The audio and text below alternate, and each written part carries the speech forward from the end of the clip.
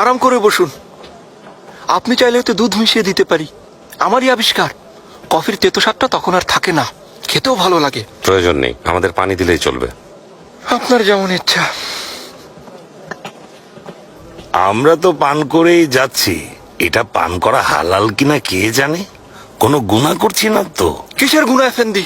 Coffee, coffee এটা ক্লান্তি দূর করে আর মনকে সতেজ করে। এর বেশি আল্লাহর কাছে আর কি চান?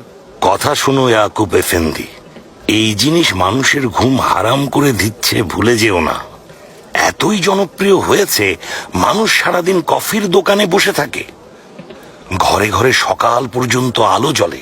সকাল কখন হয় খবর নেই। এগুলো শয়তানের কাজ অনেকে বলে। সারাদিন তো এখানেই থাকেন, এখন এসব কি বলছেন? বাহানা, এসব বাহানা। আপনাকে দেখে বেশ বিজ্ঞ মনে হচ্ছে জনাব। আপনি কি বলেন, এটা পান করা হালাল? স্বাদ তো ভালোই, মস্তিষ্কের ক্লান্তি দূর করে তা সত্যি, কিন্তু আমার কথার গুরুত্ব কি? সবচেয়ে ভালো শাইখুল ইসলাম আবু সুদ এফেন্দি জানেন, ওনাকে জিজ্ঞেস করা যেতে পারে। বাদ দিন জনাব, আমি ওনার কথাই বিশ্বাস করি না। ভাই চুপ করুন, তওবা করুন। কেউ যদি শুনে ফেলে? আপনি কি আমাকে কোনো ঝামেলায় ফেলতে চান নাকি? আপনি আবু সুদ এফেন্দির কথা বিশ্বাস করবেন না কেন? ওনার জ্ঞান নিয়ে কি কোনো সন্দেহ আছে আপনার? না না, নেই। হোজা চেলেবি তো জ্ঞানের সমুদ্র, কিন্তু তিনি হুররাম সুলতান আর রুস্তম পাশার সাথে মিলে নির্দোষ শাহজাদার মৃত্যুর পরোয়ানা জারি করেছেন, এ কথা সবাই জানে।